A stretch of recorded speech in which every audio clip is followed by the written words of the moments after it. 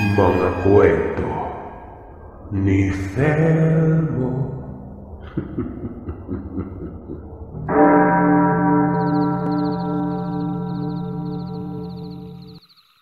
Tawagin niyo na lamang ako sa pangalang Jack. 20 anyos ako nang maranasan ko ang kahindik-hindik na pangyayari na ito. Simula noon hanggang sa oras na ito ay nangingilabot pa rin ako sa tuwing maiisip ko ang tagpong yon. Kung hindi ako nagkakamali, nangyari iyon noong unang linggo ng Abril taong 1995. 18 anyos pa lamang ako noon at kasalukuyan akong umi-extra bilang kargador sa isang palengke sa isang isla o probinsya. Meron akong nakilala sa palengke na halos kaidaran ko lang na sina Jed at Brando. Naging malapit na kaibigan ko sila. Madalas ay kasama ko silang lumalabas kapag pare-pareho kaming walang pasok. Magkakasama kaming namamasyal sakay ang aming kani-kanyang bisikleta. Isang araw, nakatanggap ng imbitasyon si Jed mula sa babaeng nililigawan niya. Kaarawan daw ng nanay niya at iniimbitahan niya si Jed na pumunta ron. Isinulat pa niya sa imbitasyon ang kompletong address niya. Dahil nahihiyang magpunta si Jed na mag-isa lamang, isinama niya kami ni Brando. Medyo malayo-layo rin ang lugar na nakasulat sa papel pero nagawa pa rin namin itong puntahan gamit ang mga bisikleta namin. Noon kasing mga panahong yon, nakakapanghinayang kung sasakay pa kami ng jeep. Napaka-importante kasi sa amin ang bawat kusing noon. Napansin namin na madalang lang ang mga bahay ron. Magkakalayo pa ang mga pagitan. Napakatahimik din ng lugar. At akala namin kaya sobrang tahimik doon ay dahil nga nagsisimula na ang Semana Santa. Isa pa, bukirin at mga talahiban na ang mga nakapaligid doon. Bawat taong makakasalubong sa amin ay tila ba naiilang noong mga panahon na yon. Hindi sila makatingin ng diretsyo sa mga mata namin. May iilan naman na pinupukulan kami na masasamang tingin. Yun bang tipong parang may malaking atraso kami sa kanila. Tinitingnan nila kami mula ulo hanggang paa noon. Nakuha pang ang magbiro ni Brando noon. Ang lugar na yun ay para umanong lugar ng mga weirdo. Kung tutuusin, tama siya. Nawiwirduhan din kasi ako sa mga ikinikilos ng mga residente doon eh. Sa wakas ay narating din namin ang bahay ng babaeng pinoporma ni Jed na itatago ko na lamang sa pangalang Leticia. Hindi kalakihan ang bahay nila. Gawa lamang ito sa mga dingding na kawayan at gawa sa pinagsama-samang talahib ang bubungan nito. Hindi nga kami halos makapaniwala na nakatira doon si Leticia. Dahil kung titingnan siyang mabuti ay mapagkakamalan itong nanggaling sa mayamang pamilya. Napakakinis kasi ng balat nito at napakaputi pa. Kaya siguro nagustuhan nitong kasama ko. Dagdag pa dito ay makintab ang lampas bewang na buhok niya at sadyang perpekto ang hubog ng katawan. Siyempre ganun naman talaga yung mga tipo ng mga kalalakihang katulad namin. May hahalin tulad siya sa isang artistang may malaanghel na mukha. Napangiti si Jed na makitang lumabas sa bahay si Leticia. Sinalubong kami ng dalaga at saka kami pinapasok sa kanila. Iginaya niya kami papunta sa likuran ng kanilang bahay noon. At doon namin nakita na naroroon pala ang handaan. May mahabang mesa roon na may nakahapag na pagkain tulad ng mga iba't ibang putahe ng ulam at kanin na nakabalot pa sa dahon ng saging o yung tinatawag nilang balisusong. Sa hindi kalayuan ay may dalawang malalaking kawa na umuusok-usok pa. Meron silang iniluluto roon na hindi ko mawari kung ano. Malalaki kasi ang hiwa ng karne. Inabutan nila kami ng plato at sinabihang kumain daw kami ng marami. Sina Jed at Brando ay kaagad na sumandok ng pagkain noon. Halos inilagay nila sa kanilang plato ang lahat ng putahing naroon. Samantalang ako naman, para bang nawalan ako ng ganang kumain. Biglang nawala yung gutom na nararamdaman ko noon, Sir Seth. Hindi ko kasi nagustuhan ang amoy sa paligid. Nangangamoy sariwang dugo. Napakalansa.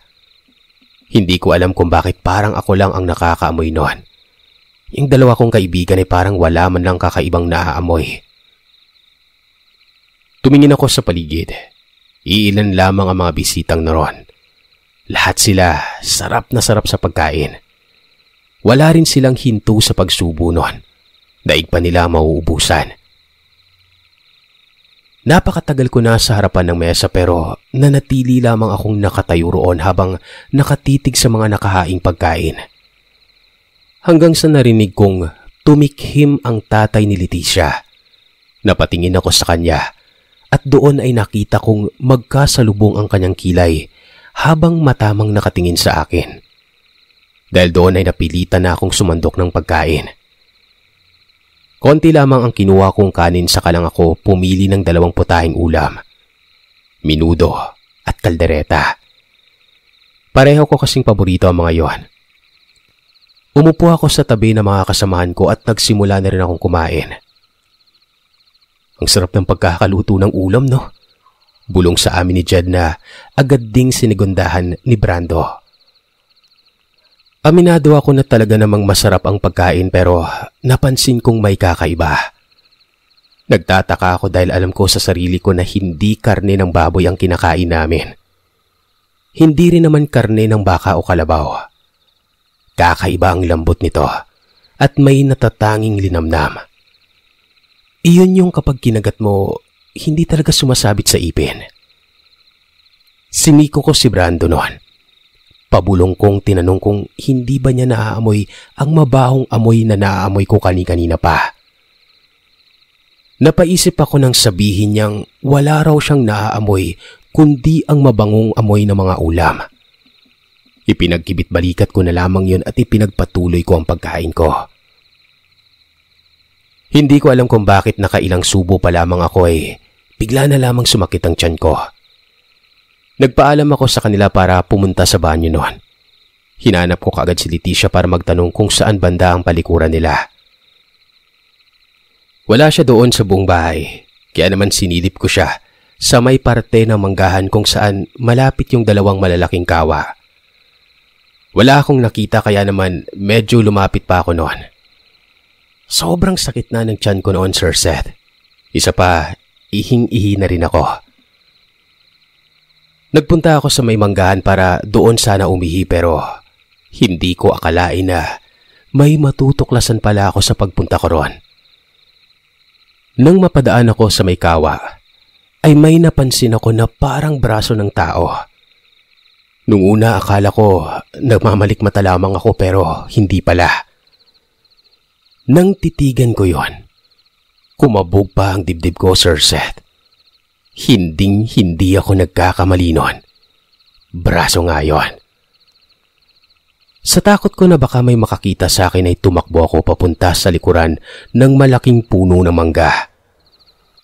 Doon ay mas lalo akong nasindak dahil kitang-kita ko ang mga iba't ibang parte ng tao na nakakalat doon. May mga bituka at mga daliring putol-putol. Hindi ko po sinasabing maniwala kayo sa akin pero hindi ko talaga makakalimutan yung mga nakita ko noong mga panahon na yon. Bukod pa dito, may nakita rin akong kulay puting sako na nababahiran ng dugo. Sa tabi nun, merong pugot na ulo ng lalaki na pinagpipiesta ng mga langaw. Tuluyan nang nangatog ang mga tuhod ko. Kusang bumaliktad ang aking sikmura. Dahilan para maisuka ko lahat ang mga kinain ko noon. Paalis na sana ako noon nang may marinig akong nagbubulungan. Dahan-dahan akong sumilip sa lugar kung saan ko naririnig ang mga boses na yon. Pigil hininga ako noon at pinilit kong hindi makalikha ng anumang ingay. Nanlaki ang mga mata ko nang makita si Leticia. Kasama niya ang kanyang nanay noon. Natuon ang pansin ko roon sa bagay na hinihiwa nila ng maliliit na bahagi. Yung hiwa na katulad ng sa minuto. Muli ay hindi ako pwedeng mamalikmata noon dahil isa yung hita ng tao. Nakita kong nasa palanggana.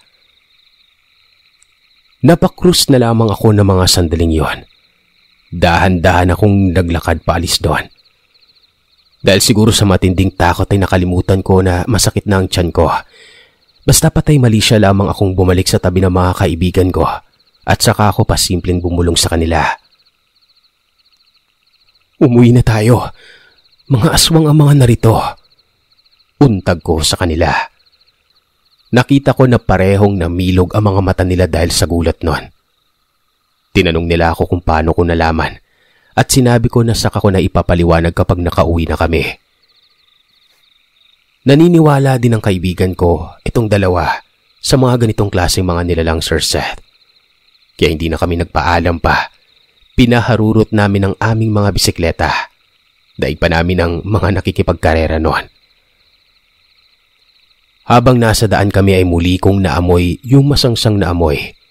Alam kong may kung sinong humahabol sa amin. Baka isa sa kanila. Bagamat hindi na amoy ni Jed at Brando ang naamoy ko ay nararamdaman nila na may nakasunod nga sa amin noon. Siguro, kaya malakas ang pang-amoy ko ay dahil sa anting-anting na binigay sa akin ni Lolo. Palagi itong nakatali sa bewang ko. Dati ay hindi talaga ako naniniwala rito pero mukhang gumana ito ng oras na yon. Hindi rin kasi nila kami nasundan. At nung malapit na kami sa barangay namin ay bigla na lamang naglaho yung amoy na yon. Pag-uwi ni Jed at Brando ay pinilit nilang magsuka. Tinusok nila ang ngalangalan nila para lang mailabas ang mga kinain nila. Sinabihan ko sila na isikreto na lamang ang tungkol sa karanasan namin. Nanahimik kami. Pero kahit kailan ay hindi na kinausap ni Jed si Leticia. Umiwas na siya sa dalaga na may mapanlinlang na ganda. Nakakasiguro kami na halos lahat ng mga tao sa lugar na yon ay may lahing aswang. Hindi na kami kailanman pumunta sa kahit na anong imbitasyon. Mahirap na. Baka sa susunod ay makatsyempo pa kami.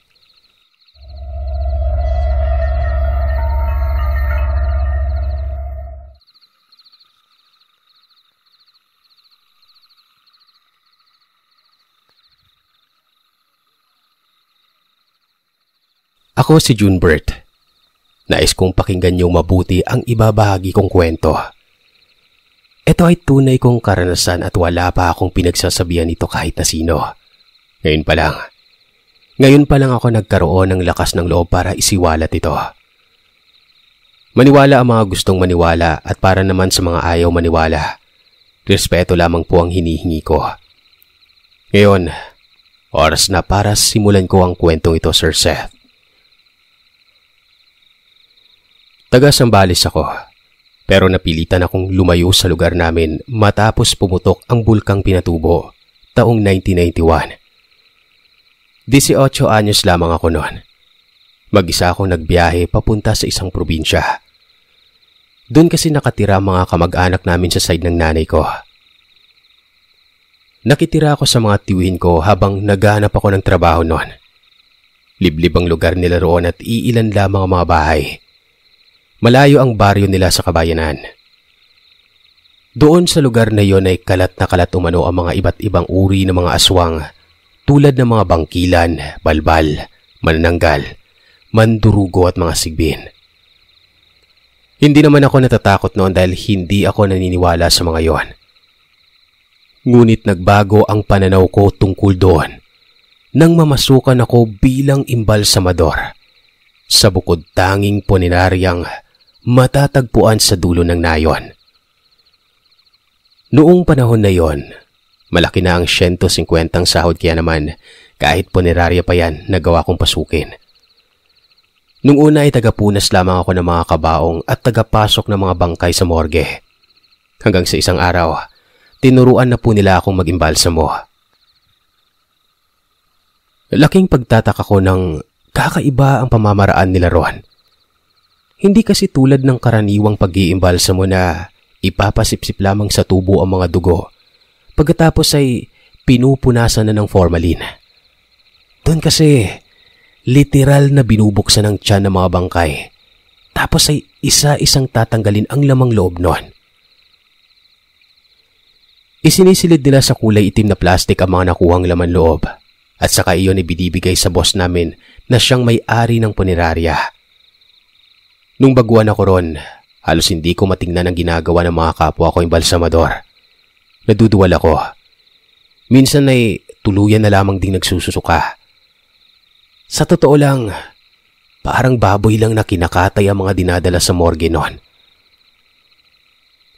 Kabilin-bilinan ng mga amo namin na wag ipagsasabi ang pamamaraan na itinuturo nila sa amin sa pag-iimbalsamo.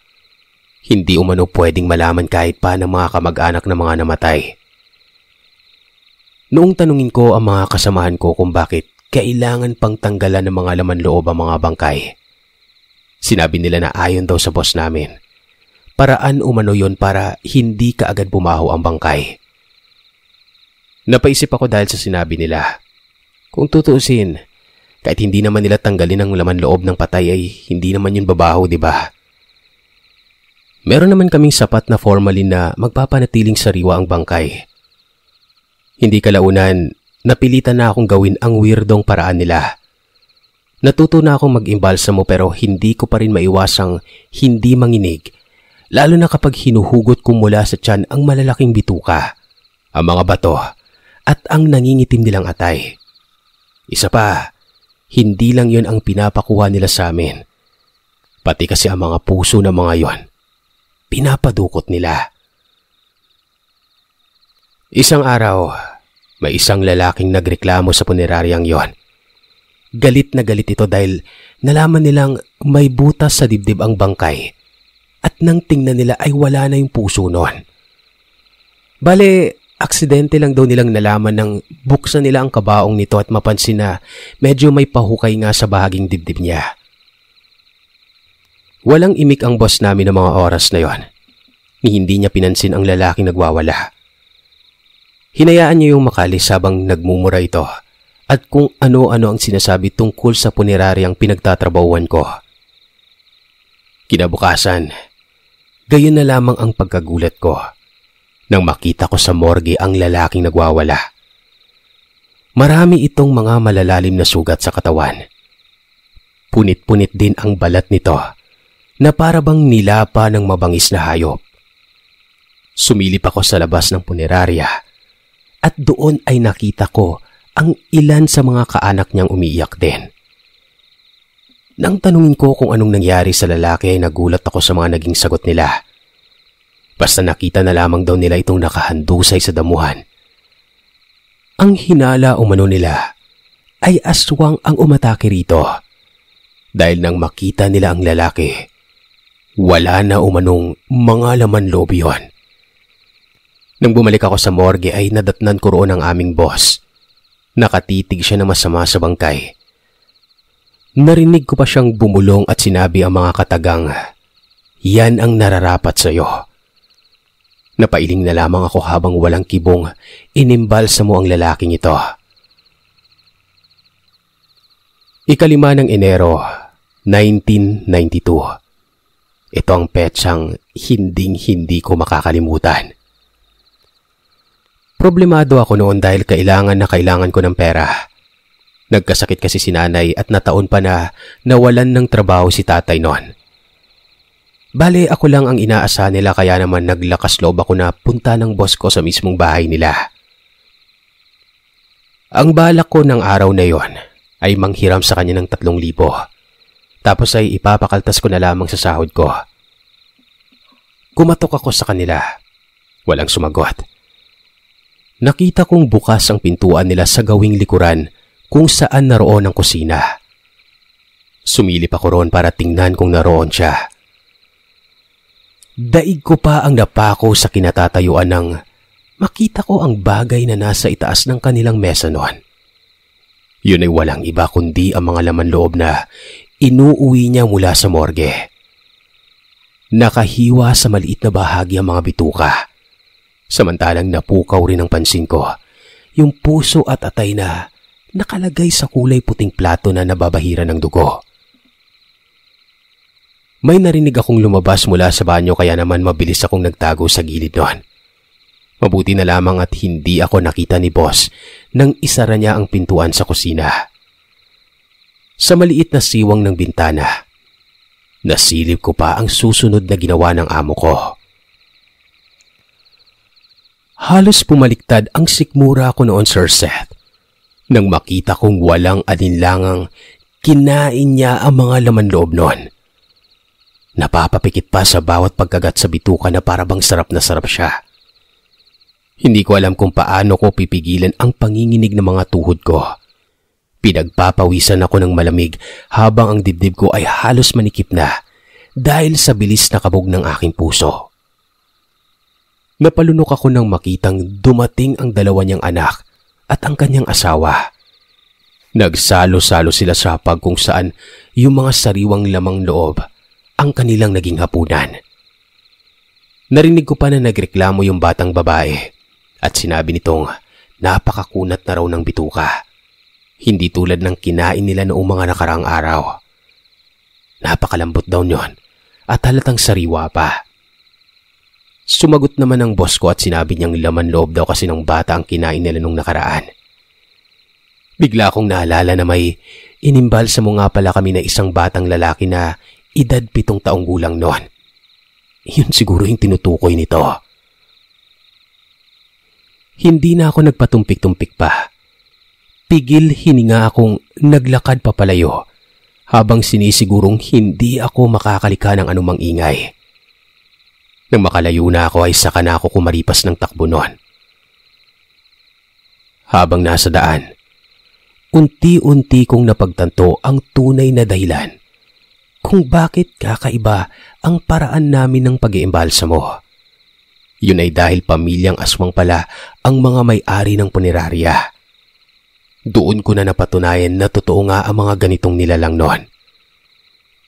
Pag-uwi ko sa bahay, kaagad kong inusisa ang lola ko tungkol sa mga aswang. Ang sabi niya sa akin ay may iba't ibang uri nga daw ng mga aswang noon. May mga aswang na kumakain ng mga buhay na tao at walang awang pumapatay. Sila umano ang nahahanay sa matataas na uri. Samantalang may aswang din na hindi pumapatay bagkos mas gusto nilang kumain ng mga karne ng mga taong patay na. Sa madaling salita, doon nabibilang ang mga amo ko sa punerarya. Puro mga laman loob ng patay ang kinakain nila. Sumunod na araw, nag-resign na ako sa trabaho. Nagtanong ang mga amo ko kung bakit daw ako umaalis noon. Sa katunayan, nag-offer pa sila na tataasan daw nila ang sahod ko. Pero kahit na anong sabihin nila ay hindi na ako pumayag. Sinabi ko na lamang na kailangan ko nang umuwi ng Zambales dahil may sakit ang nanay ko. Naintindihan naman nila ako at sa maniwala kayo't sa hindi ay binigyan pa nila ako ng back pay. Naging mabait sa akin ang mga amo ko kaya naman hindi ko ipinagsabi ang kanilang sekreto noon. Hindi ko talaga akalain, Sir Seth, na may uri pala ng aswang na mababait na nakikisama sa mga tao. Pero hindi pa rin mababago ang katotohanang kumakain sila ng mga laman ng tao.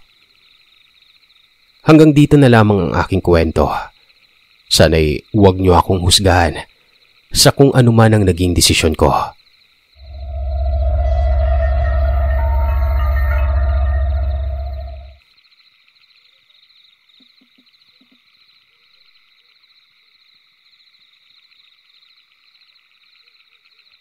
Maraming salamat mga kagiliw sa pakikinig. Madako naman tayo sa shoutout request. Pero bago pala tayo madako doon, baka bukas compilation tayo. Yung last part ng Aswang Story October compilation. Medyo busy tayo this weekend. So yun. Shoutout request muna tayo sa mga gusto magpa-shoutout. Alam nyo na yan.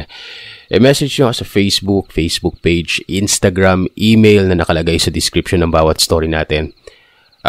Iwasan lamang natin siguro yung shoutout request sa comment section dahil hindi po natin siya nakikita kaya hindi rin natin siya ma-acknowledge. Okay? So, shoutout request sa mga bagong miyembro at sa mga nagsa-celebrate ng monthsary nila sa akin. Sa mga bago, maraming salamat sa inyo. Pudangshi TV, ganda ng pangalan, at Mylin TV. Maraming salamat. Happy 1 month din kina Roart Alonsagay, Ina Lagsina, Elion Elise Elizer Matalobos at happy 2 months kina Charmy Rose, Daniel Balaca at Margot San Diego. Happy 3 months din kay Ma'am Mars Elegio at Irene's Adventure. Happy 4 months Nene Josel, happy 4 months sa'yo, maraming salamat. Happy 6 months Ate Ma'am Justine Maris, happy 6 months. Maraming salamat sa iyo. Happy 8 months kay MJ, happy 9 months kay Rashinetsu.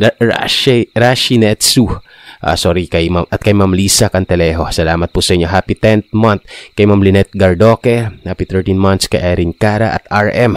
And happy 18th months kina Cristina Valencia at Ma'am Joanne Ueda. Salamat po. Sa mga nag-message naman sa atin, good day po, Sir Seth. Pa-shoutout po ako ulit, nainggit ang mga marites kong kasabayan, makinig ng mga kwento nyo, sina Saysay, Abing at Ai. Regards na rin sa Tagapan family at Veronilla family, especially Rainiel and Nathaniel Tagapan. More stories pa po. God bless po tayong lahat, lalo na kayo. Thank you po from Ma'am Glyce ako. Thank you, Ma'am. Kay Ma'am Christine Ligaspi, Sir, pa-shoutout sa friend ko na pinilit ko na makinig sa'yo ngayon at ay addict na sa mga kwento ni Thelmo. Walang iba kung hindi ang pinakamamahal kong slap soil na si Ria K. Humpas lupa din ba to? Biro lang, yayamanin yan. Yun lang, Sir Seth. And hello din sa'yo. Thank you, Ma'am. Shoutout din kay Ma'am Simply Jessivals. Shoutout. Hi Sir Seth, silent listener from South Korea. Pa-shoutout po kay Tia Jess na siya pong nag-recommend ng channel mo at napakinggan ko na lahat ng aswang stories mo. Shoutout din po sa partner ko na nasa Pinas na nahawahan ko na din sa pakikinig sa'yo. So, super ganda ng kwento ng Bakod ni Lola. Ilang beses ko nang pinakinggan. Sana magkaroon din ng animation yung Bakod ni Lola. Sana. Thank you. God bless. More stories to come from Shikata Valledor, Turla. Thank you po sa inyo. Kay Sir Paul Bulahan, good morning, pa-shoutout ulit. Nagpasalamat si Eric sa akin. Pa-shoutout po sana, sir, kay Tita Mary Ann Montinola Bakabak dyan sa Iloilo from Paul Bulahan. Thank you, sir. Thank you din po. Kay Edward Balesteros, sir, pa-shoutout. Swabing-swabi talaga yung boses mo, idol. Kahit sa video upload mo ko, isa-shoutout. Pinapakinggan ko naman lahat ng new upload mo. Parang Bobby at Heidi Pangit. Ay, shoutout daw kay paring Bobby at Heidi Pangit. Grabe naman. Kay Sir Edward Balesteros, thank you. Shoutout kay Señorita Judy. Hello sa'yo. Hello po sir. Pa-shoutout naman po sa next upload mo. Kakatapos ko lang pakinggan yung bagong upload mo na Anak ni Daisy. Sobrang idol na idol ko po talaga kayo. Kahit sobrang matatakotin ako, paborito kong pakinggang mga stories mo kasi ang ganda po ng boses mo. Thank you po. Talagang pampatulog ko tuwing gabi. Sana pumapansin nyo to at ma-shoutout nyo po ako sa next upload nyo. Thank you and God bless Sir Seth. Pa-shoutout na rin pala yung ate ko kasi idol ka din po nun. Lagi kaming nag-aabang ng mga upload mo. Halos matapos na namin lahat ng mga story na nasa YouTube po. Gera Jane Patagan po yung name ng ate ko and HM Patagan po yung name ko. Thank you po sa inyo. Thank you po. Pa-shoutout Sir Seth na palagi nakikinig sa kwentong aswang kay from Ma'am Maria Fe Magsipok. Thank you po. Next is from Ma'am Floriza Tolentino. Hi Kagilio, pakigreet naman ay happy birthday ang aking bouncing baby boy na si Asturias. December 4 ang birthday niya ngayon yan. And pa-mention na rin ng dalawa kong Diyosang pamangkin na si Steffi Chun at Otap Girl. Wow, na walang D at P. Talaga? Paano ba yun? Ganda talaga ng mga stories siya. Hindi ko na-gets. More power and God bless. From Florenzi ng Norzagaray, Bulacan. Sorry. Last but not the least, Maria Cristina. Sir, pa-shoutout ako sa anak ko na si Daniela Cristina at sa asawa kong si JP. Yay. Ay lang mga Kagilio. Maraming salamat sa inyo. Happy weekend po.